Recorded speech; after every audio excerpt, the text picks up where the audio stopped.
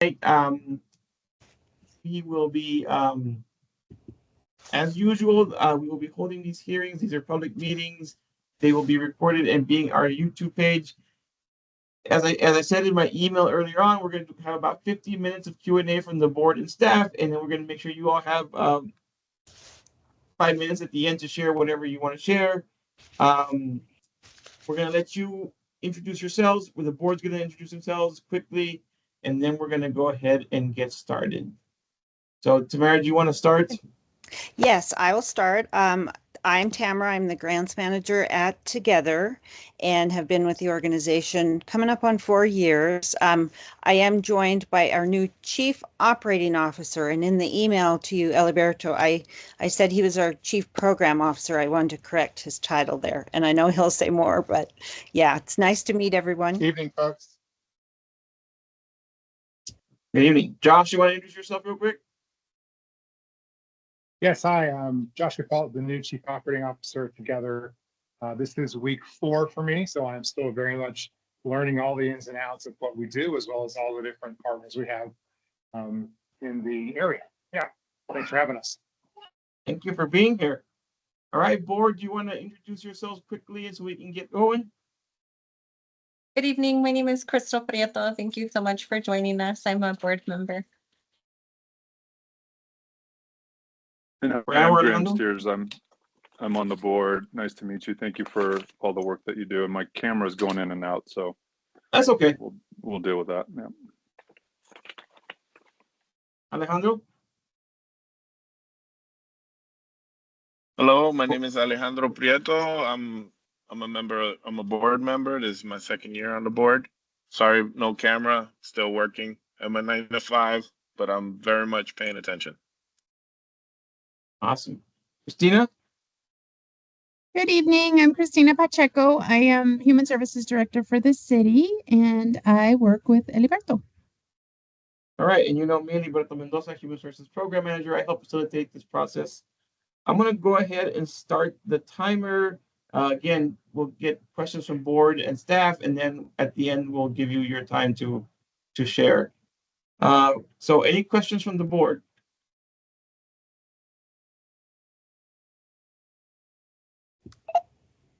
Yeah, I'll start with a question, Tamara. So the goal is 60% will achieve their long-term goals. Could you tell me what the current percentage lands at? Well, it really varies, depending on which program we're looking at and sort of where the young people are in their process. What we have found is that, when youth become homeless, it's not a quick thing. It's sort of something that's, a lot of things have been happening over time. And so it often takes time for them to sort of work through those challenges that they faced. What we do see is that, once they come to us, they may set some initial goals. And once they achieve those goals, then they'll, add additional goals, sort of secondary goals once they achieve a certain level of stability. But most of the time their overall initial goal is just to find housing, get a job, get an income, kind of building those really basic steps towards stability. Yeah, and I thank you for that. And I see, you're servicing 300 youth per year, and you say that 65% will be in the safe setting, and I assume that, that safe setting is a part and parcel of what's achieving a long-term goal. I'm just trying to peel those numbers back a little bit to see what data, what are you actually counting as success or a safe setting or achieving a goal? Does it vary based on the case management? Is it certain metrics, that are specific across the board, or is it sort of a survey-based idea? It is sort of based on the case management. We work with young adults who are 18 to 24, but we also work with minors. So sometimes, usually the number one goal with minors is to get them back home or to get them in a family setting or another setting where they're safe. The 65% is sort of when we're looking at both populations, and, we can't put minors in housing. Once we get young adults into housing, um, where am I going with this? Sorry, I just lost my train of thought. Um, once, we look at that safe exit rate, and we do keep a separate safe exit rate for minors and for young adults. With our minors, based on law and based on the situation, it's 100% getting them into a safe situation. With adults, the young adults, again, they are young adults and they have some agency. So really, we look to them to tell us what a safe exit looks like, where they want to go next. And some may choose, a lot of them will look for a roommate. Some might want their own housing. But we measure basically that number as our safe exit rate. Okay. Got it. Thank you so much. Mm-hmm. Alejandro has a question. Yeah, if you would please just run through like a basic, I found a kid on the street and I call you, or they call you, just real quick Sure. summary. Yeah. What Well, we have happens? our overnight shelter and we have our daytime drop-in center. And really the first thing that we try to do is connect that young person to the drop-in center where they can get a meal, they can get clothing if they don't have weather appropriate clothing. We can get to know them, find out what they need. If they do need shelter, and we reserve beds for minors. Again, if they're a minor, our number one goal is to get them into the shelter and get them in a safe space. But other than that, we're some youth want to stay on the street. Honestly, it's a small percentage, but there are a few that may choose to stay where they are. Maybe they're camping out somewhere and they just need our help getting food, getting clothing, getting their IDs so that they can find a job, so that they can find housing. A lot of the young people, they have nothing. They maybe have one bag with a few clothes. And so depending on their circumstances, we'll work on specific steps, but really, we want to make sure they have food, that they have shelter, that they feel safe, that they are where they want to be. And certainly, we'll work with them to get right into housing, but that it's hard to find housing even if you have an income. So when you've been experiencing homelessness and you maybe have some of those other challenges to work through first, it can take some time. But yeah, we like to make sure they're safe. They have a plan. We do harm reduction with them. We will find out what their specific circumstances are. If we need to talk about substance use and what that might look like to reduce harm. Again, if they're sleeping outside, what are steps they can take to try to stay safe?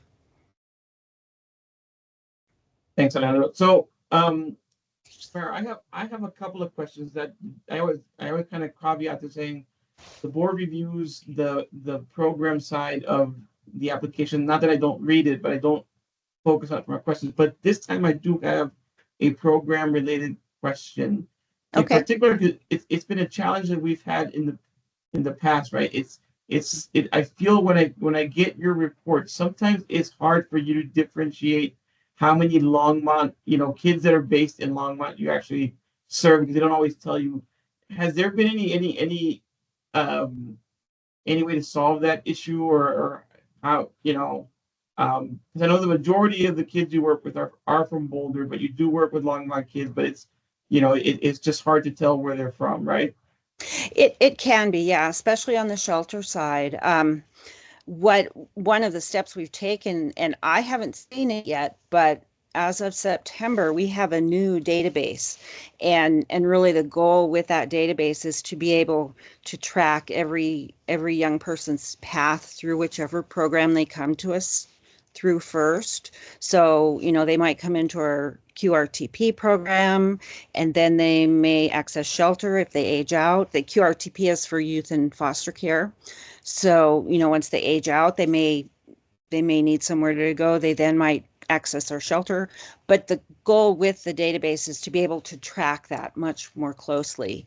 And I have worked, I've tried to sort of push to get at least a little bit of information on where youth are coming from and sort of, how many might be coming from Longmont. We actually have made steps just within our existing database, or the old one, I should say, I just did a quick search and we have 9 young people living at 1440 that originally came from Longmont.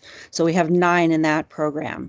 Typically in shelter, we have between 5 and 6 in a year, again, not a lot. And again, to Eliberto's point, sometimes they go to Denver first and they decide that that's a little scary. And so then they might come to Boulder. And if we ask them their last address, they may not tell us that their last permanent address was Longmont.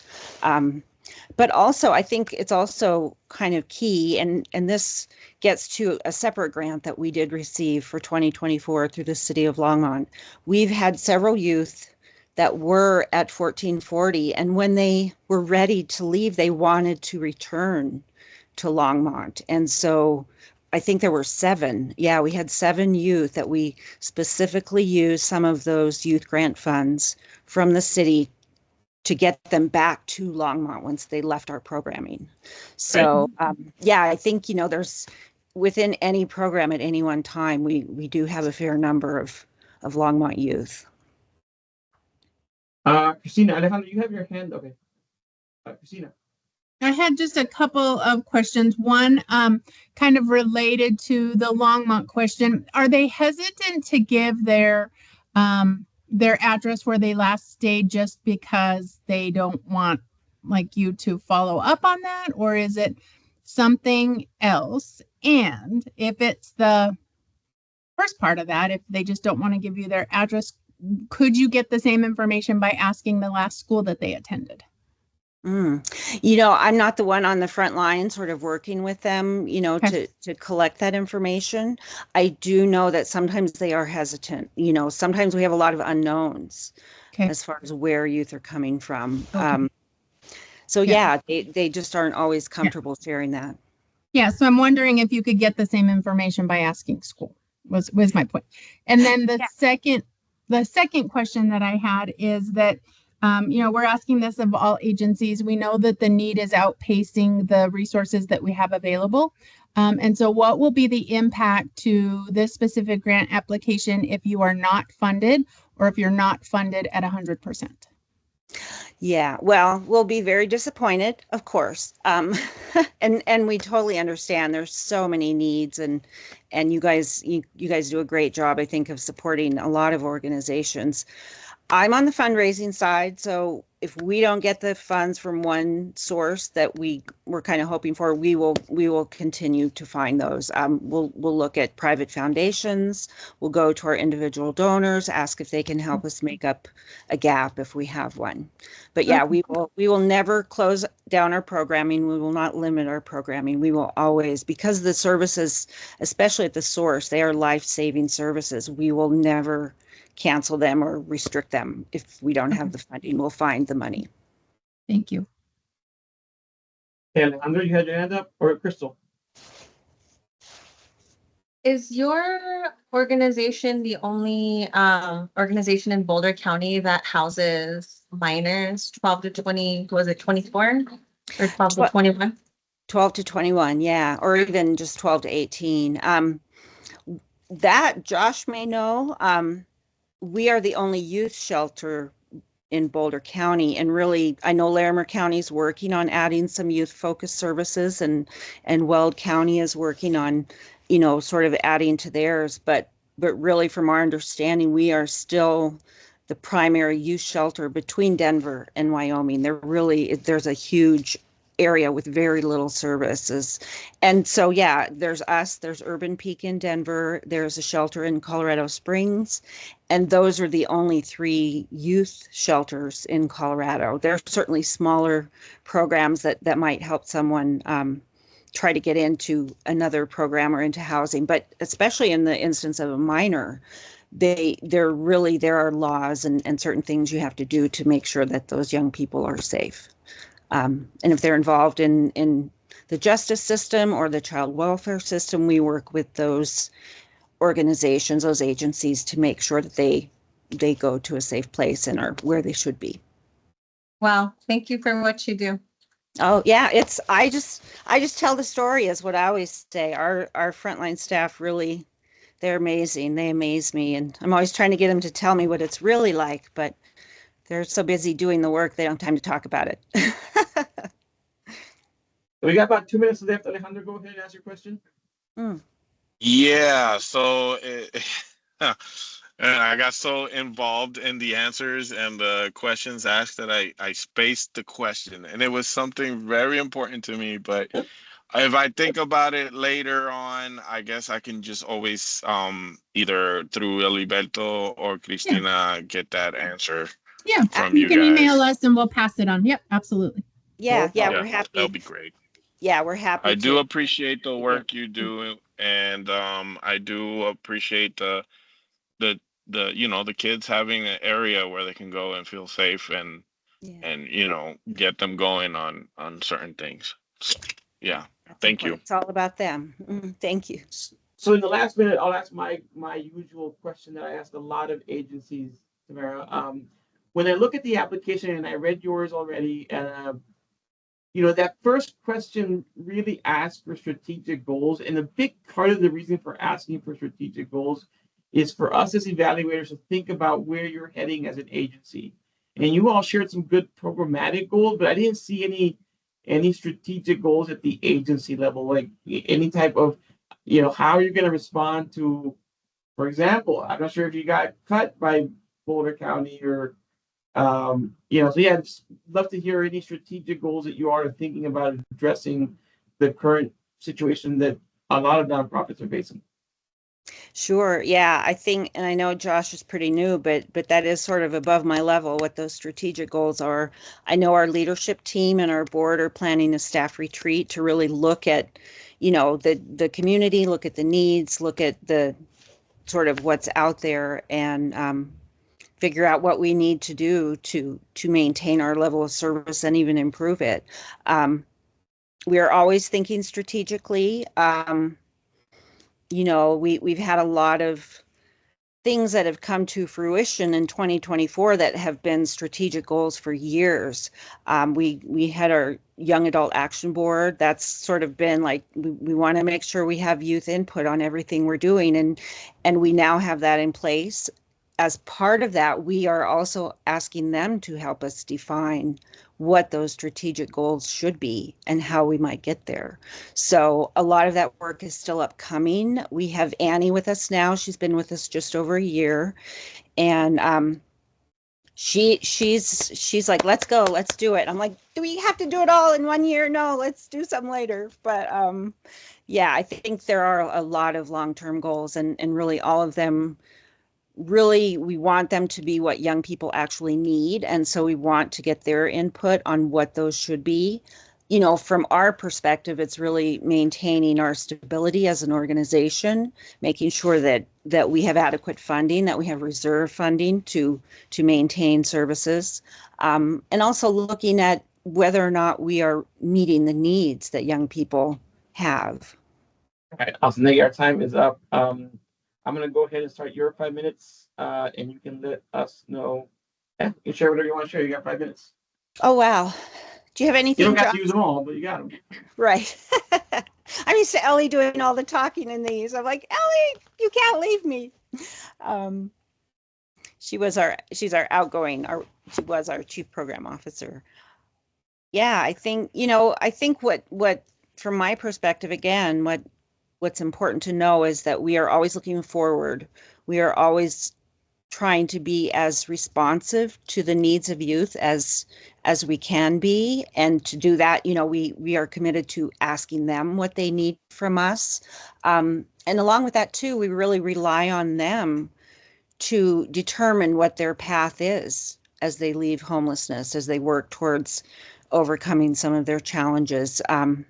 We trust them, and I met with a group of young people a while back, and they said, what do you do when a young person comes to you and asks or says, I need this, or this happened, or that happened? And my first thought was, we believe them, and we support them, and we ask them how we can help them achieve their goals, and really our focus is always on them and what they need from us, and not on us and what we want to be doing. All right. Josh, any last words? No, I don't really have much to share on this particular grant application because it was already submitted before I started. Um, so I would say strategically, though, to add to what Tamara shared is we are very much looking for avenues that we can diversify our streams of funding. So we are pursuing the opportunity to bill some services to Medicaid under a new Oh, wow, good.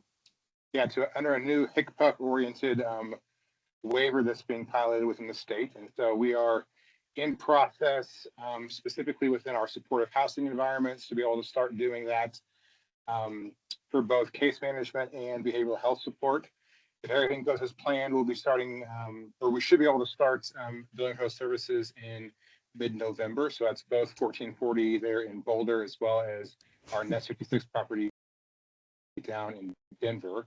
And then I would say, additionally, beyond that, one of the things that is sort of being heightened in the post-COVID world in the human housing and homeless services arena is just staff stability. The whole industry is churning staff, I think, at rapid pace because the COVID season was really hard on folks.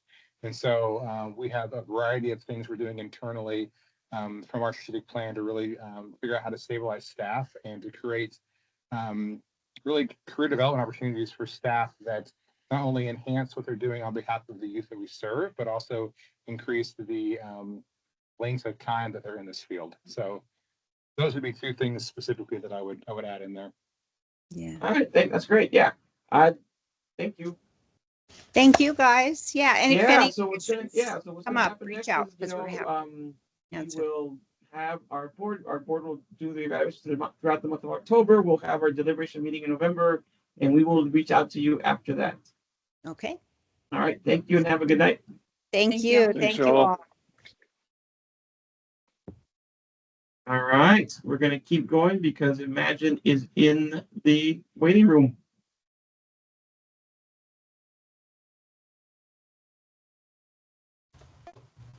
All right, hello Jennifer, hello Jody. Hello. Hello. Thank you for joining us tonight. Just a couple of quick caveats. This is a public hearing. We have board members here, so it is being recorded and will be on our City of Longmont YouTube page. The way it's going to go down, this is the first time you've done this. We're going to do 50 minutes where the board and staff question you about the application, and then you'll have 5 minutes to share whatever you want to share. You don't have to use them. We don't have to use our 50 minutes either if we don't have that many questions. But that's how we're going to go. I'm going to let you introduce yourselves, then the board and staff will introduce ourselves, and then I will start a timer for the 50 minutes. So why don't you go ahead and introduce yourselves? Go ahead, Great. Jody. All right. My name's Jody Walters, and I am the CEO of Imagine. I spent my pretty much my entire career at Imagine. I started as a direct support professional. I started in 1995, working in a medically fragile group home for individuals with intellectual and developmental disabilities. I did leave in 2015 and I went and ran a service provider organization down in Denver. And then I just returned to Imagine in July of this year. Actually, it was May, with the split. Anyway, yeah, so that's me. All right, Jennifer. I'm Jennifer Meredith. I'm the grant writer, and I've been with Imagine for a bit over a year. Thank you. All right, board, who wants to go first? Hi, good evening. My name is Crystal Prieto and I'm a board member. Thank you so much for being here. I'm Graham Steers, board member. Nice to meet you both. Nice to meet you. Alejandro. That's my cue. Okay. Alejandro Prieto. I am a board member as well, second year. Nice to meet you. Meet you. All right, Christina. Good evening. I'm Christina Pacheco. I am Human Services Director for the city and work with Eliberto in one of our focus areas. All right, great. I'm Heriberto Mendoza. I help facilitate this process with our board and staff. So I'm gonna go ahead and start the timer. And we have 15 minutes for Q&A. Of course, we don't have to use it, but we usually do. Oh, I think we lost Christina. She'll hop on here in a second. But does the board have any questions for Imagine? Yeah, oh, sorry, Crystal, go. Are you sure, Graham? Yes. Okay, we're fighting to ask you folks questions. Could you tell me a little bit about how your organization differs from other organizations that serve the same population here in Boulder County? Yes. How we differ from other organizations that serve the same population. I do think that there are other service provider organizations that do serve the same population. I think what differentiates Imagine is that we provide services across a series of areas that no other service provider does. We provide group home services. We provide mental health services. We provide day program behavioral services. We provide the entire sort of spectrum of disability services. And so where you may see a service provider who does one or two of those things, I couldn't name another service provider who provides all that entire continuum. We have we provide after school services. We have a licensed childcare. We have a home care agency. We really do provide the true wraparound supports and services for families and can be a one-stop shop and provide options. We don't just provide supports for families that are kind of affordable on the Medicaid waiver and that you can kind of essentially make money providing, but we really believe in choice for families and choice for individuals and really lean into community need. Thank you. Graham? Oh, sorry, Crystal. Graham? Safe in Home, is that a subcontractor or is that employees of Imagine? So, interestingly enough, they are another service provider organization. In the concept where we are using them, they would be a subcontractor for us. So in a lot of services that they can provide, they are actually billable on the Medicaid waiver. For some long-term services and supports in some instances. What we have found is that what they're able to provide is really an incredible service that allows individuals to be much more independent, but it is not an allowable service in Colorado for all individuals. And so where we can leverage that, we can really make individuals even more independent. And so that is where we are leaning into. Obviously, in the cases that we are proposing utilizing them, it is not a billable service. Got it. Okay, so it won't be billable where you use them. That is absolutely correct. Okay, and then maybe a follow-up question to that. It seems to me that some key measurements from participants that, well, maybe not from participants, but key metrics for your success have to do with this independent living skills assessment and then maybe some participant surveys. Will Safe Home administer those, or are you going to administer? We would administer because Safe and Home is providing just one component of what would be provided here. So really what the concept is we're not supplanting our kind of supports and services. We're supplementing those services, if that makes any sense. Really, I'm sorry, say that again. I said it does, yeah. Okay. So really what we're trying to do is that when we're trying to make our staff that are in person, we really want them to be teaching and training and helping individuals make friendships and be out in the community and really doing those proactive, pro-social, skill building activities. And those take time. And then we'd really like to have be utilizing technology for those things that technology can be utilized for, and not the human being. And together, what we really want to do is make independent living accessible for more individuals. Right now, particularly for individuals with intellectual and developmental disabilities, independent living is really only available for the most high functioning, those that have the least amount of needs. And so what we want to do is provide safe, fulfilling, independent living, wraparound services for a higher proportion of individuals. Cool. Thank you, Jody and Jennifer, Yeah. for all you do. Appreciate y'all. Yeah. Alejandro?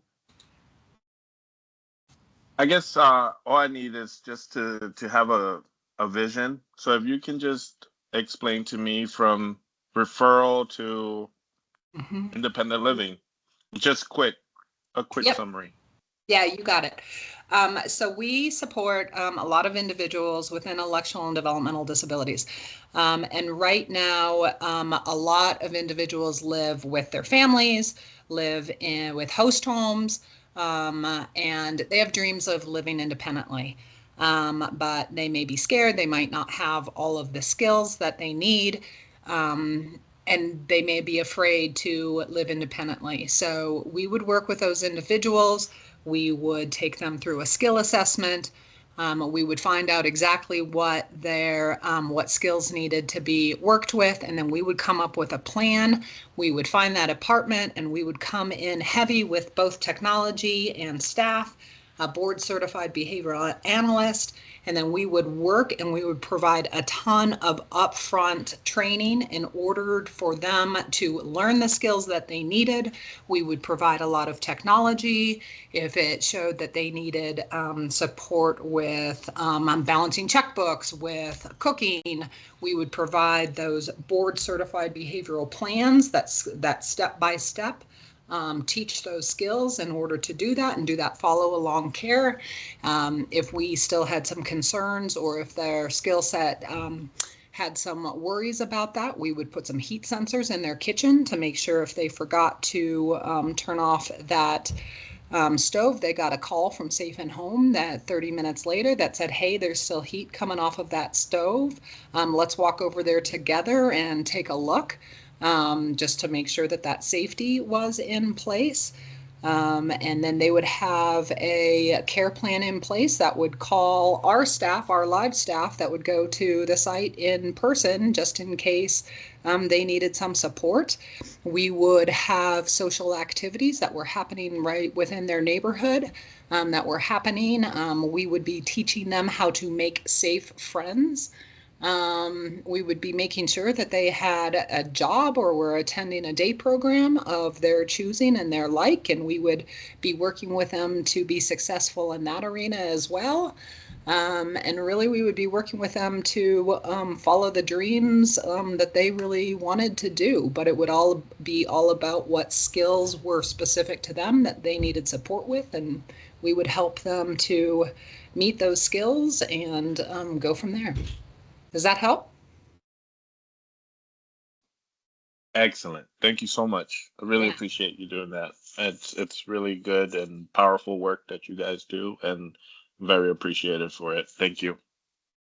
So I know Christina has a question she's been asking everybody. I'm gonna jump ahead of her real quick. And I'm always a Debbie Downer in these interviews because the board is asking these great questions about the work that you do, and I focus on the agency level questions. So I asked all these, kind of semi-technical questions, or just not necessarily about the program and more about the agency. So one thing I did notice that kind of caught me off guard was when I look at your agency budget for 2025, and then look at your revenue sources. You have quite a bit of revenue sources, but the one line item that really stood out to me was your fundraising and contribution line item, which is zero. So maybe it was just a typo or, yeah, that kind of caught me off guard. Your biggest source, of course, is the federal government, and then it kind of goes down from there. But yeah, that threw me off because typically agencies want to have that diversity of funding, including fundraising and contributions. Yeah. Jen, do you want to speak to Yeah, that? it is a zero in this budget because we plan for about across the agency about 700,000, 650 to 700,000 in fundraising, but it hasn't been allocated yet, and it gets allocated to different across all of the programs. So I think with that, I was just trying to show the impact that the contribution that Longmont would have to the Yes. overall budget in when I was doing the agency budget. Right. Well, just so you know, the agency budget, it has nothing to do for us. It's about what is your agency budget, not what you're talking about. Really goes in the program budget. So for Okay. next time, just yeah, because Yeah. that number really, well, that doesn't sound right. So Yeah, there, it's not. Go ahead. Judy. yeah, no, and I'm sorry. So imagine as an we have a foundation, and so it is actually our foundation that does all of the fundraising, and then the foundation quarterly transfers that money over to Imagine. So yes, we have robust fundraising that raises their their pledge essentially for us this fiscal year is $765,000 Okay. is the budgeted amount. And that is over our agency-wide 2025, our fiscal year 2024, 2025 budget. Okay. Thank you. Yeah. Christine, you can ask your question. I just wanted to get that clarity. Yeah. No, that's important. That's definitely important. So, as Eliberto said, we're asking the same question of all agencies. Our resources are either staying where they are currently or decreasing, and we know that the need is increasing. So, this is a competitive grant process. And so, what would be the impact to Longmont if your grant as written was not funded or was not funded at 100%? We would not be able to do the work that we want to do to the extent that we need to do it. Really, with we have, as an organization, relied on Boulder County mill levy funding pretty significantly, and that mill levy funding has decreased year over year. We are, as you said, the vast majority of our funding is government funding, and not only that, it is Medicaid funding.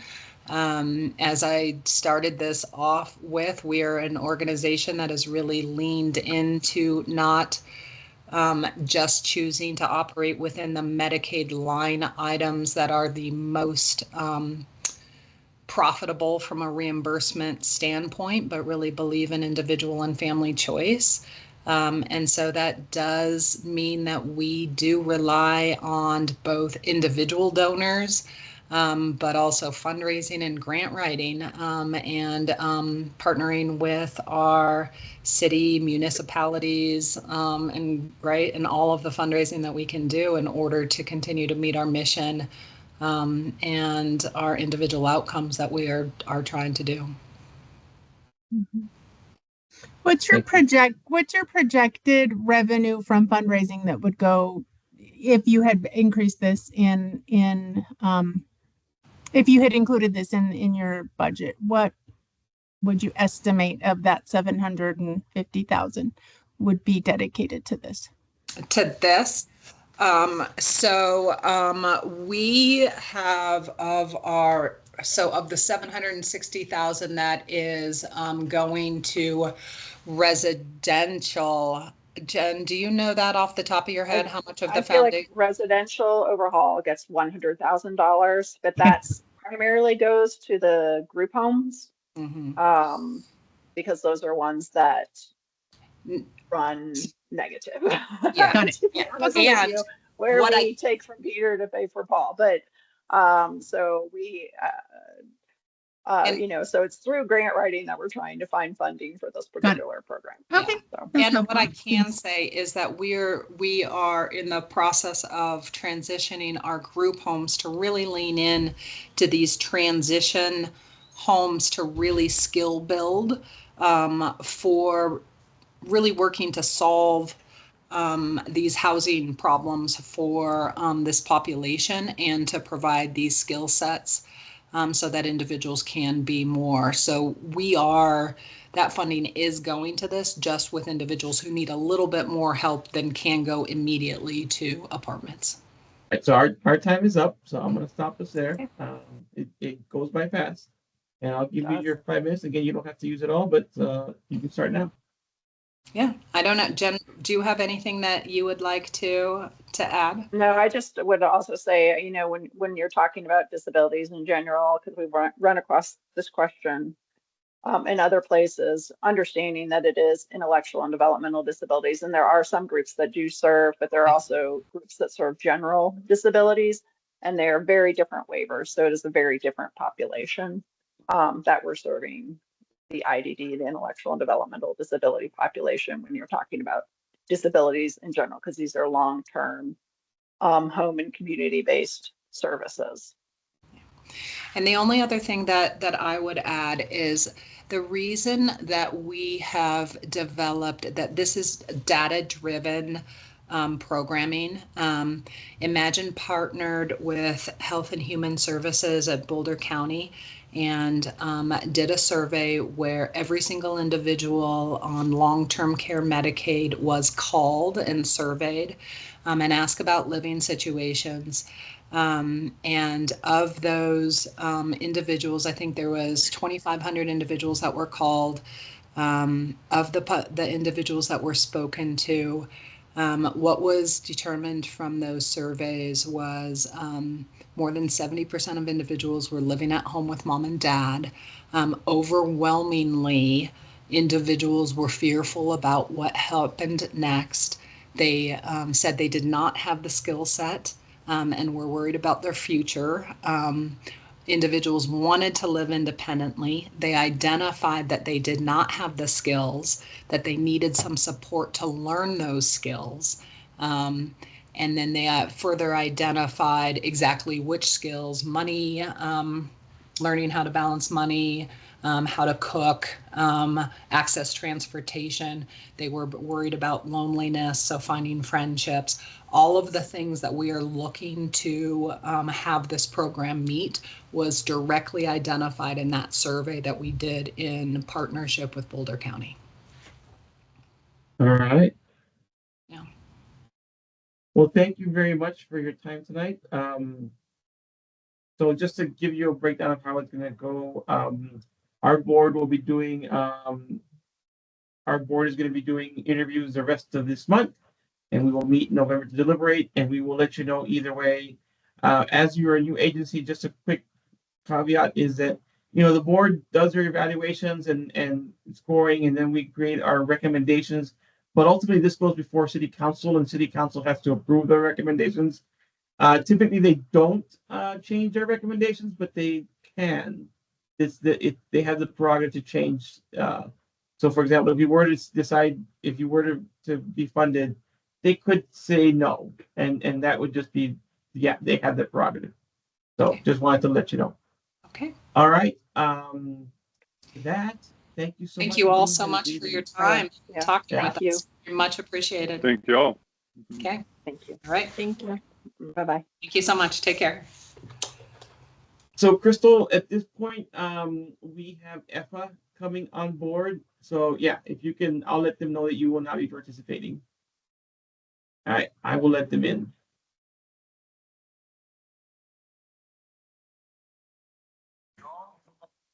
Hello, Jake. Hello, Guillermo. Hello.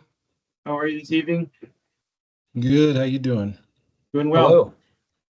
So, just really quickly up front, a couple of things to let you know. One is this is a public hearing and it will be recorded and will be on the City of Longmont's YouTube page at some point. Also, Crystal Prieto is on our board.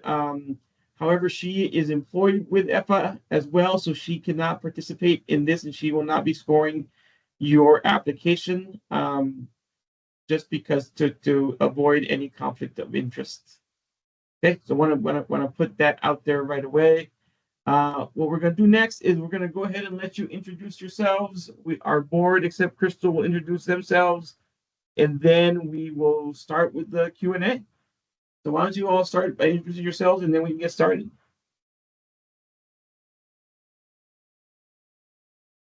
I'll go first. I'm Guillermo Carrera. I'm a housing program manager here at EFA. Awesome. And I'm Jake McClelland. I'm the institutional giving officer at EFA. Great. All right, Graham, Alejandro.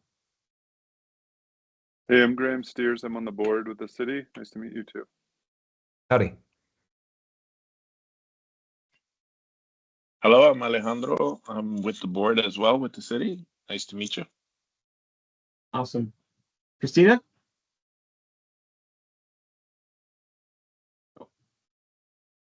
Maybe she stepped away. Oh, Hi there. Sorry there about she that. is. I did step away for 1 second. I'm Christina Pacheco, Human Services Director for the city. All right, I'm Eliberto Mendoza, Human Services Program Manager. I help facilitate this process for the board. So we're gonna go ahead and get started with the 15-minute Q&A. Again, we don't have to use it all, but I will let the board start with questions, and then I know Christina and I will have questions as well. And then at the end, we'll give you 5 minutes to share whatever you need to share. All right, Graham, go ahead. Hey, could y'all give me an example of a time you've used some surveys or some, exit interviews with your participants to make an improvement or an adjustment to your program? I'll pass that to Guillermo. Yeah. So we do exit surveys with all of our participants when they're leaving both short-term and transitional housing. And we also do 6 and 12-month follow-up surveys. Yeah, we definitely use that. The exit survey has a lot of stuff about like, did you feel like you got the referrals that you needed while you were in housing? That kind of stuff. Did you have enough meetings and contact with your resource navigator? And so I definitely use that to guide and our work and see where we can improve or where we're doing really well. And then the 6 and 12-month follow-ups are more questions around, what is their employment status 6 months after leaving our housing? Are they in stable housing? And we're looking at that now, to assess, the best use of our resources, basically. Especially because we've had to make some changes to our timelines because of new laws and stuff like that. So, we're using those follow-up surveys to see like what is the true impact of those changes. Cool. Thank you for that. One more question, and then I'll hand it over to Alejandro. I see you guys have been doing a lot of Jedi work, which is awesome. And you listed as an example as you eliminated Robert's Rules of Order. And being on a board that uses that, I'm curious what the rationale was that behind that. That's a good question. And we're not the perfect people to answer. That'd be the executive director who liaises with the board most frequently. But from what I know, it's just getting rid of Robert's Rules of Order was an effort to sort of take the low-hanging fruit of leftover kind of white supremacist practices on boards. And by getting rid of it, we felt that it opened up more opportunities for board members who would not typically be inclined to participate more frequently or more vocally. I think it was especially helpful because in certain cases, members of our PAC who do serve on the board, the Participant Advisory Committee folks, are not familiar with serving on boards. They're not often familiar with the Robert's Rules of Order. So it's just another power dynamic that they have to face and a sort of gap that we tried to bridge to make it more accessible for participants on the board. Cool. Thank you. Thank you both for the work you do. Appreciate y'all.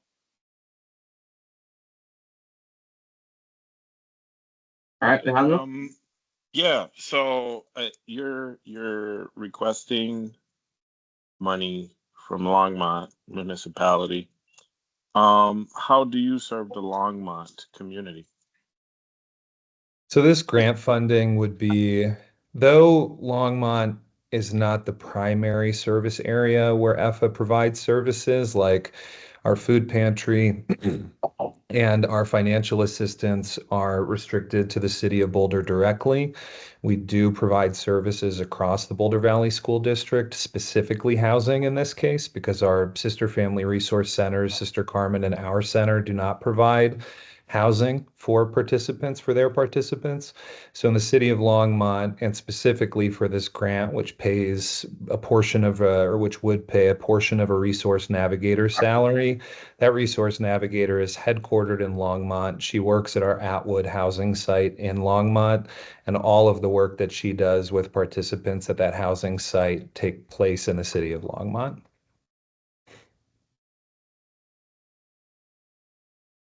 So typically, if I was to bring a family to your attention that lives in Longmont, what would be the procedures and policy? How reference to referral to housing type of situation? So we would we work really closely with the Hour Center and also with Luis Chavez with the school district. So we would normally reach out to them just to have them fill out the application, basically. But yeah, and then we'd go through our normal process, our referral process for our housing, and we do our best to keep people in the community where they're from and where they have their support system. So applicants from Longmont, we try to specifically place in our Atwood housing site. Thank you. Yeah, and depending on the severity of the situation, we will just go ahead. Like Margie, you probably, you know, she's been around Longmont for a long time. You might know Margie. She's the resource navigator there at the Atwood site.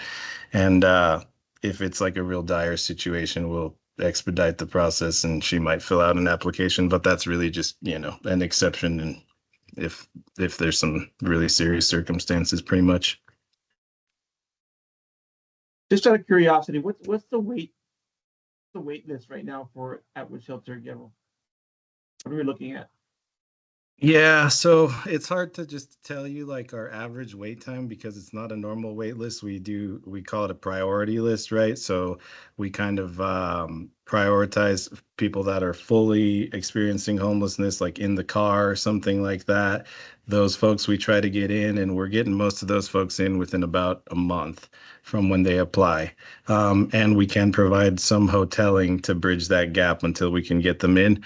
But then there are some folks that are just, you know, like doubling up or something like that. And those we wouldn't give as high priority. And those folks, honestly, it is a little while right now, probably like 4 to 6 months. Okay, thank you. So Christina has a question she's going to ask. She's been asking everybody, but before I let her do that, one of the things that I always caveat to is that the board is looking at your program, your outcomes, your evaluation. Not that I don't read that, but that's not where my evaluation piece. I really look at the agency. And you guys did a great job of describing your services, but what I didn't see, and would love to know, Jake, see if you're aware of these, as we look at the future, what sort of strategic goals does EFA have around, sustainability or expansion or anything like that? I didn't see any of that in the application, so. Sure. Yeah, it's a hot topic for our funders and for EFA right now. So I would say that the answer is that we do have strategic goals for the future. The unfortunate answer is that those strategic goals are being presented to the board, I believe, tomorrow morning. And are not like we've engaged in a 3-year, to develop a 3-year strategic plan. We have pretty much reached the end of that process, but it is sort of working its way through the bureaucracy of board approval.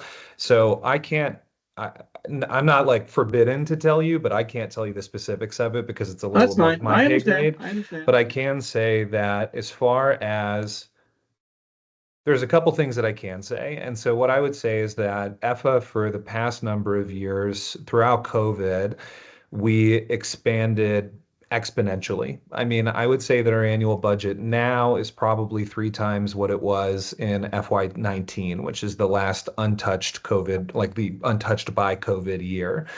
We distributed more financial assistance in some cases than we had typically paid for staff. We distributed more financial assistance than we had in a budget in, 2016. So we've grown exponentially. And what we've seen from the fundraising side and the sustainability of that fundraising is kind of two things. Number one, that same level of service is not sustainable. We will not continue to raise the significant sums of money, the like unforeseen sums of money that we raised throughout COVID, but we are anticipating and have begun to see post COVID a reset at a higher level, is what we're calling it. So I'd say like a 5%-ish decrease in available funding. That's primarily individuals. Those are our primary funders.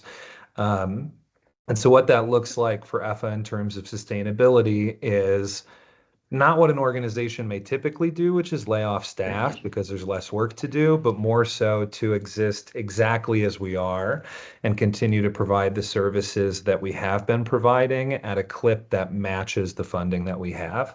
So, long answer short, sustainability of funding, we don't anticipate any significant increases or decreases to available funding. We've planned for them. We plan for a slight decrease in available government funds and individual funds. And so we're just not expanding our programs. And then how that relates to the organization as a whole is I would say that our basic needs services, which are the food pantry and financial assistance, are the highest cost items at EFA. And so when we lower those costs, we're able to spread that money around to other programs, including housing, including economic empowerment, including children, youth, and families, which is sort of within housing. And so the sustainability of our programs outside of basic needs is almost guaranteed just because they don't cost as much. And it is a focus of EFA to continue to provide those programs, especially as we sort of move on from the safety net, the high demand safety net, the $3.2 million in financial assistance, and move more towards being able to provide that family strengthening, family development pathways work.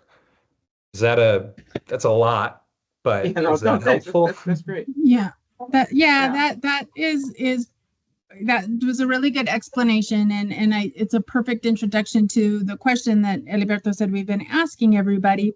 Just as you outlined, our resources also through the city's allocation in the general fund are decreasing or remaining flat while the need is increasing. And so what would be the impact to this specific grant application if it were not funded at all, or if it was not funded at 100%? I would say that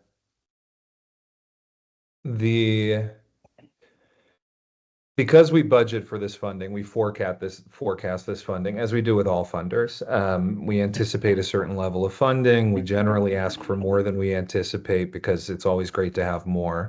When that funding doesn't come in, whether it be from the City of Longmont or from any of our other funders, including individuals, that decrease effectively just comes out of our available financial assistance bucket.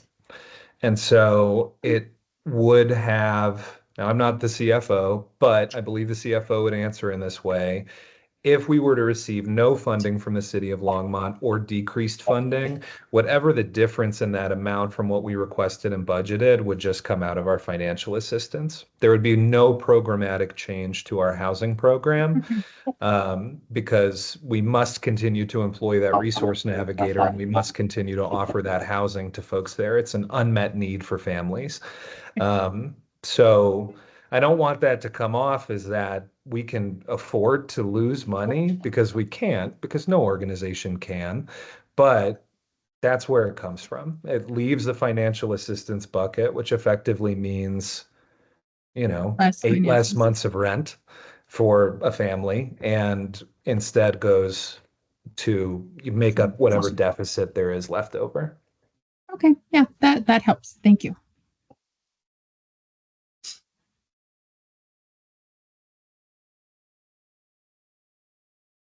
All right. Any other questions for Peppa?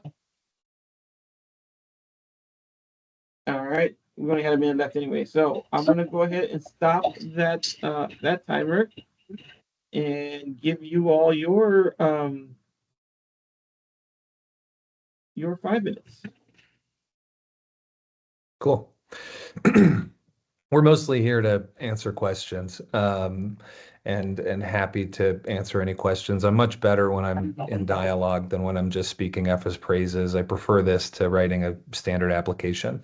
But I will say that we really appreciate what y'all are doing, and we appreciate the opportunity to continue to apply for these needed funds. And we appreciate the way that you do it with the Community Review Board. I think it's becoming more common in fundraising or in grant making.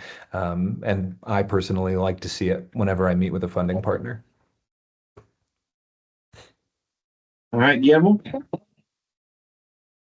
Yeah, yeah, I didn't prepare anything. But yeah, I mean, I guess I can just tell you a little bit about what we got going on right now. We're in the middle of doing community gatherings at our housing sites, which is something I think is really important. It's totally in line with family development work and the protective factors. And we really try to build community at all of our housing sites. But Atwood, obviously being one of them.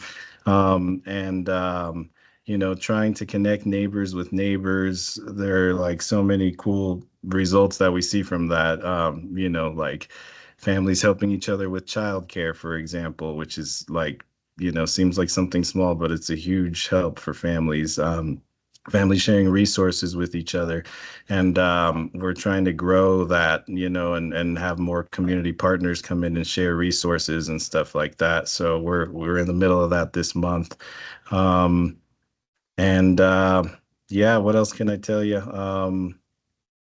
Yeah, overall, I'm really proud of like our numbers. We're still at about an overall 80% success rate, a little over 80% so far this fiscal year, for our families exiting housing. So getting into something that's safe, sustainable, and affordable for them. And just in the middle of how brutal the housing situation is in everywhere, but specifically in Boulder County. It's pretty amazing and speaks to the work of Margie at the Atwood site. So, yeah. Awesome. All right. Well, thank you so much, both of you, for your time here with us tonight.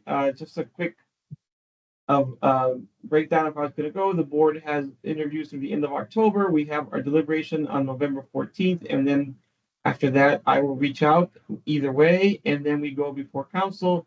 Always the caveat I always tell nonprofits is what the board does is provide recommendations. Council can change those recommendations. They usually don't, but they can.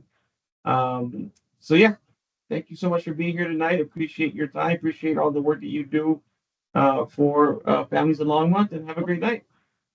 Thanks a lot, everyone. Thank you.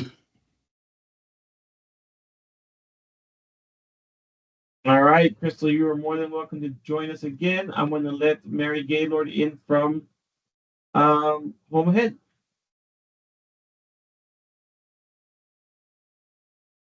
Hey, Mary, can you hear us? Can you hear us? Oh, I'm not sure if you can hear us. Can you hear me? I can hear you. Can you hear us? I cannot hear you. Okay. All right, let me check my. See if that's any better. You Can hear still us hear now? me? I can Yes. hear you. Okay, good. Yes. Yes, we heard you the whole time, so that's good. All right, well, welcome, Mary, to tonight's hearing. Just a quick reminder, this is a public hearing, so it is being recorded and it will be on our City of Longmont YouTube page at some point. Quick breakdown of how this is going to work. In a second, I'm going to have you introduce yourself. Our board members and staff will introduce themselves, and then there will be 15 minutes of Q&A from the board and staff. We don't have to use that 15 minutes, but we will have it, and then you'll have 5 minutes at the end. You don't have to use that 5 minutes, but you will have it. And yeah, let's start with you introducing yourself. Great, thank you, Alberto. I'm Mary Gaylord. I'm the Executive Director of Home Ahead. We're Boulder County's only furniture bank. And I've been with the organization since March of 22. And about 2 weeks ago, we celebrated helping to furnish our 1,000th house, which was a big milestone for us. Thank you. And we started in about 2019. I've got about 10 years in nonprofit experience, and prior to that was in private industry. And that's a little bit about me. All right. All right, Crystal, you want to start off your introduction?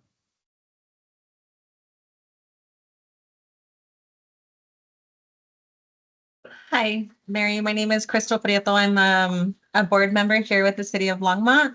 Thank you so much for being here tonight. Thanks. All right, we can keep going, Graham. Hey, Mary, I'm Graham Steers on the board. Nice to see you. Thanks, Okay, Graham. Alejandro. Good evening, Mary. This is Alejandro Prieto. I'm a board member also. This is my second year on the board. Awesome. Christina. Good afternoon, Mary, or good evening, I should say. Christina Pacheco, Human Services Director with the city, and I work with Heriberto. All right, and you know me, Liberto Mendoza, Human Services Program Manager. I help facilitate this process. So I'm gonna go ahead and start the timer for our 15 minutes of questions. I'll leave it to the board to see if they have any questions. Go ahead, Graham. Mary, it seems like your highest need right now has to do with, just moving the furniture from A to B, and you're struggling with the volunteer basis for that activity. And I'm just curious if you've tried to, or you already do, have a relationship built with some moving companies that might be willing or interested in trying to help with that problem. Yeah, great question. We have one really good relationship with a moving company that helps us out once in a while. We've approached a few others who, their response is like, okay, why should we do this? It's a good service to your community. Maybe just, and I've tried a pitch of, maybe volunteering just 2 hours a month. If you've got a slow day, if, Thursday afternoons are your slow day, would you be willing to maybe help us out? I haven't had a lot of success, but I'm not discouraged. I'm pretty tenacious. It's just a matter of continuing and just sometimes it's a squeaky wheel. But yeah, getting moving companies to help. As I said, we've had success with one, and I understand that their primary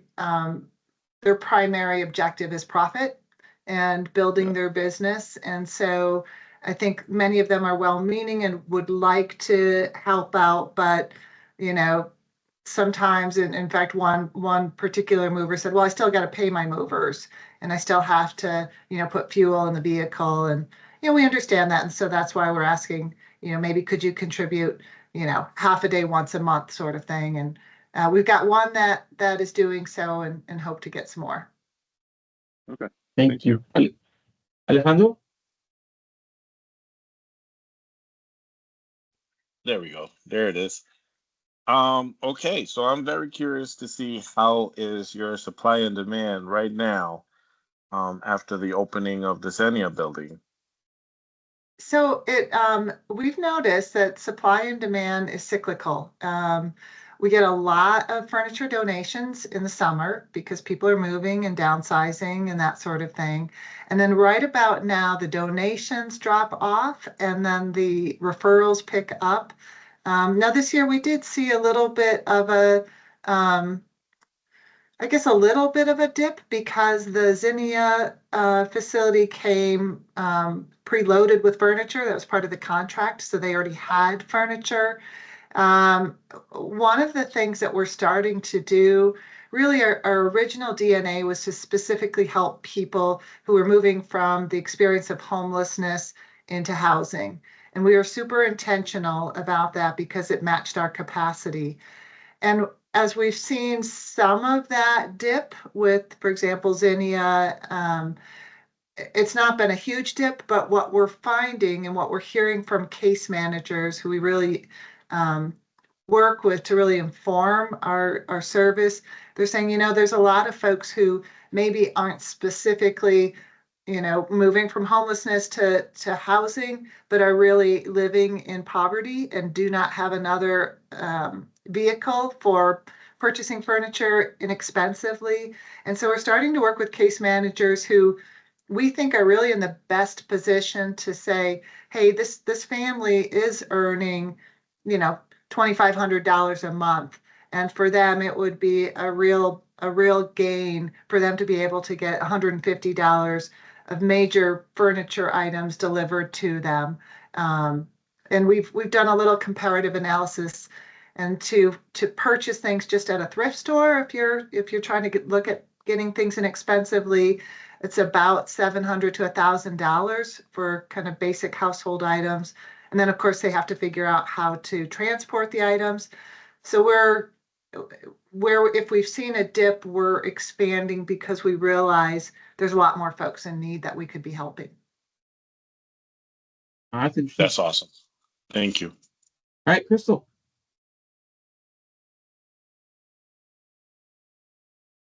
Hi, Mary. So I'm super happy that you guys are still going strong. You guys, I remember when you folks started, and I know some of the questions on our mind was like, how sustainable is this? And I'm sure you folks have had your dips and kind of moments of worry.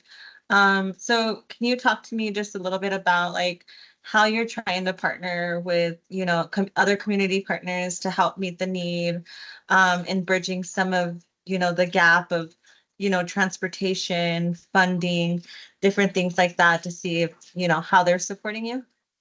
I'm so glad you asked that question, Crystal. So I'm really excited. One of the things that I've learned since we are a furniture bank is there's about 100 other furniture banks in North America. And so I've really become a student of how they start, and most of them start very similarly like us, and then how they grow.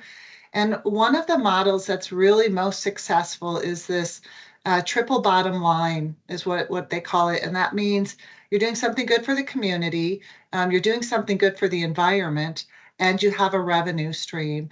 And for many of them, there's a few different approaches I've seen. Some of them have revenue streams with kind of a junk removal sort of business. Some of them have they have a thrift store, so they have some way to bring some income. And I've had some really encouraging meetings with some bigger fish community partners who, like us, we're all kind of reeling from some of the budget cuts and recognizing that that's kind of our new reality. And so, nonprofit doesn't mean no profit. And so we're really starting to get creative and talk to some of the bigger agencies about, hey, let's figure this out. I mean, we all write grants a lot, but let's figure out if there's a clever way to have a revenue stream and really partner in that way. And, we have an enormous opportunity in Boulder County with CU. And we've been talking because there's, tens of thousands of students with tens of thousands of couches and pots and pans. And way too many of those things end up in the landfill. And so we're starting to talk to them, and I'm excited. I also recently got a 7 person student group assigned to us that they're in the business honors program, and I have them for about 6 or 7 months. And their project is research our community and help us explore revenue streams for our business. And so I'm excited to see what they come up with. And I was hoping to inspire them a little bit more by letting them know the Chicago Furniture Bank, which I recently visited. It's about a $10 million operation, and it was started by college students coming up with an idea and then executing and getting some funding. So I think the partnership opportunities are tremendous, and I'm no longer, and it just it's a sustainable way to go. And the one other partnership area which I think is important for our purposes is we do have the ability to apply for human service grants, but we also are starting to apply for conservation grants because we're reducing waste. And so that's another avenue that I'm excited about. So we are small, but we're mighty, and we have big ideas and big plans. That's awesome. That's a great idea. Yeah, actually, I read tons of applications, and I always give kudos where kudos is deserved. There's a question I usually ask about our nonprofits about strategic goals, and your application was great. It had them all lined out, and so I just wanted to give you kudos because I think it's so important for agencies to be thinking like you're thinking. I think if more of our nonprofits could think like you, they would be in better positions, right? Because she's going to ask a question here in a second about the realities of economic challenges. I guess I don't have any questions because that was going to be my question. So I'll turn it over to Christina. All right. So Mary, part of what we are doing in each of our hearing interviews is, like Eliberto said, just painting the economic realities. Our resources are shrinking or staying flat, and the need is increasing. And so what would be the specific impact to this grant application, this program, if it were not funded at all, or if it were underfunded for less than your amount that you're requesting? It would hurt. I'm not going to lie. The Human Services Fund has been a real gift to us as we're going from kind of our fledgling nonprofit to the next levels. I feel like our future is bright, and a lot because of the opportunities and partnerships and strategies I just talked about. And we're a little bit in this this in-between stage. And part of it is, we were given a very generous seed grant of $70,000, which helped launch us. And so that grant ran out Q1 of this year.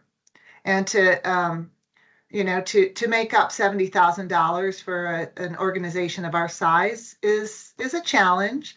I like a challenge, but I also like to get sleep at night. So I feel like one of the things I'm really taking on is a lot more fundraising and a lot more development of our strategies for fundraising and diversification. And like I was mentioning, going into the conservation areas, which I learned other furniture banks have success with.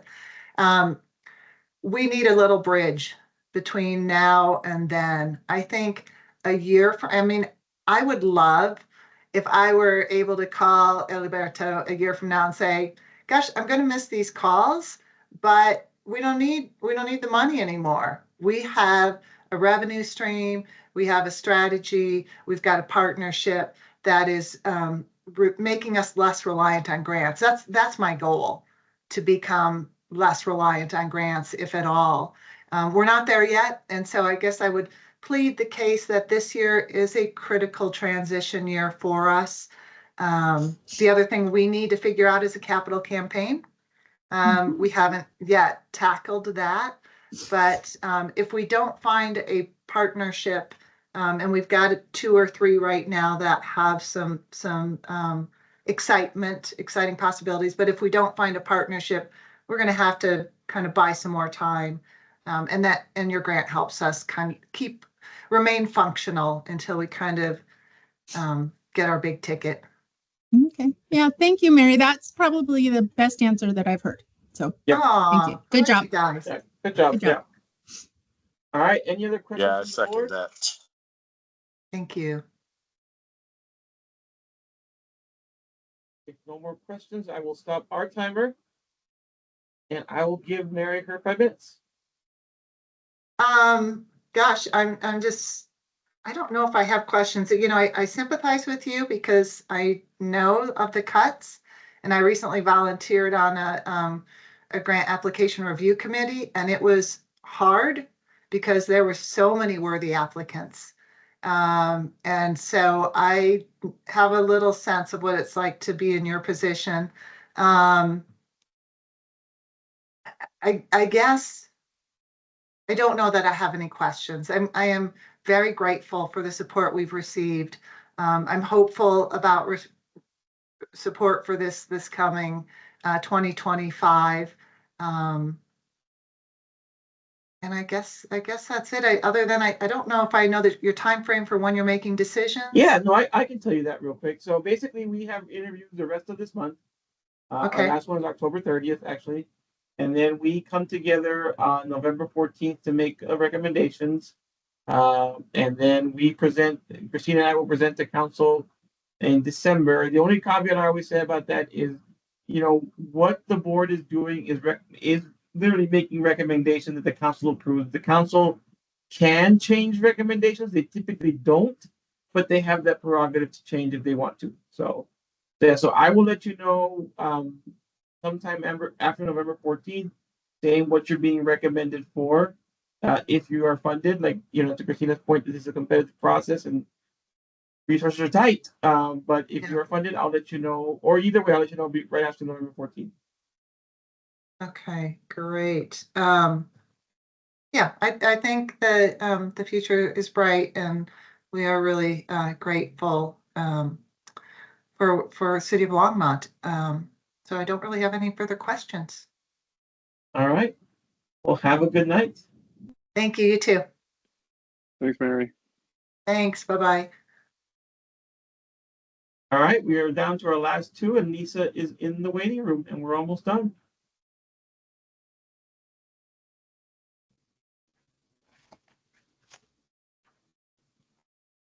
Hi, Lisa, can you hear us? I can. Can you hear me? Yes, clearly. Thank you. Perfect. So welcome tonight, Lisa. Quick caveat that I would say, you know, this is a public hearing and it is being recorded and will be on the City of Longmont's YouTube page. What we're going to do as usual, we'll have a 15-minute Q&A from board and staff, and then we'll give you your 5 minutes to share whatever you would like to share. I'm going to go ahead and start with you introducing yourself, and then the board will introduce themselves and staff will, and then we'll get going. Sure. I'm Lisa Sweeney Moran. I'm the CEO of Haven Ridge. Did you want more of an introduction than that or just the basics? That's perfect. Okay. All right, board. Hello, my name is Crystal Prieto. I'm one of the board members here with the City of Longmont Housing and Human Services Board. Thank you for being here tonight. Nice. Hi, I'm Graham Steers. Nice to meet you, Lisa. I'm a community board member. I'm Alejandro Prieto. I'm also a community board member, second year on the board. Good evening. All right.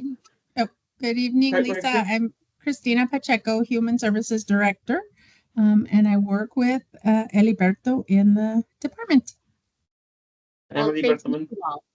Yeah, and you know me, of course. All I right, do. so let's go ahead and get started with the question. I started the timer. Any questions from the board?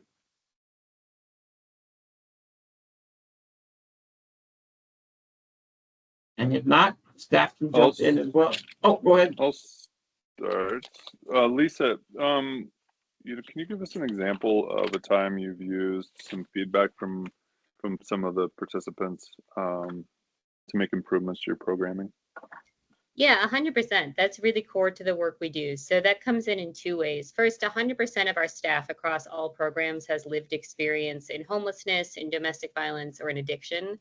And a significant portion of our employees at any given time we hire from past residents. So we have a lot of folks who are employed by us who have already been guests and who can give us a lot of valuable feedback that way. But we also do regular feedback with our guests on daily and weekly basis. So we have check-ins. Sorry, I thought, oh, okay. We have check-ins with case management and with myself and with my COO with our guests on a regular basis, both formally, that we have a few times a year during intake and when they're graduating our program, and also once a quarter when we'll sit down with folks. But we also have an open door policy where we have all of our staff. Nobody ever has a door shut unless they're in the middle of a meeting with a client. The rest of the time, all of our guests are, all of our staff are on the floor with our guests, walking around, mixing with people, asking questions, and trying to improve the process. So I would say that over the last 7 years since we took over at Mother House, that a significant portion of the changes, and they have been significant, as Alberto knows, going from a very small facility to expanding now to several large programs and hundreds of guests served a year, have been the result of direct feedback from guests, understanding what they need, and then looking for how we can model our services to meet those needs. Got it. Thank you, Lisa. Crystal. Yeah, can you talk a little bit about how your programs and organization differs as far as like other shelters that these individuals might be able to receive support from? How is your program better for them? Yeah, I can definitely talk about that. We have a few programs, but I think the only one that Longmont that we're here about today is Mother House. So I'll talk about that one specifically, unless you want to hear about the others. So Mother House is unusual in the state and in the country. Maternity shelters just in general are not something that we have a lot of, and we have even fewer secular shelters. So in the state, I believe there are now 3 secular maternity shelters. It used to be 2, and we're the only one in the county. Even if you count the non-secular shelters, the number actually doesn't go up by that much. I think it goes up from like 3 to 6. So it's a difficult service to reach. We know at any given time we have, let's say, 7 to 9 adults living on site, and we have a wait list of dozens trying to get in. And the reason that maternity shelters are so important is that you can imagine that it is possible to be pregnant in a traditional shelter, but the moment that you give birth, you can't return, right? You can't go back to a shelter with a newborn. That's not a possibility. On the flip side, you can apply to programs like EFA when you have children, but most of those programs don't let you apply when you're pregnant. You have to have children actually in your custody. So pregnant people fall into a gap where they can't get into family programs and they can't return to non-familial programs. So many of them, when they go into the hospital and they're giving birth, if they don't have a shelter like ours where they can return to, they face a situation of having their child taken and put in foster care, et cetera. And not only is that not a good practice in general, but it also leads to more pregnant women not seeking maternity care and not working with doctors because they're afraid of that moment in the hospital.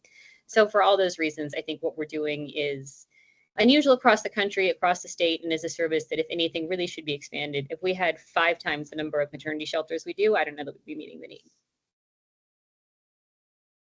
Thank you. Alejandro?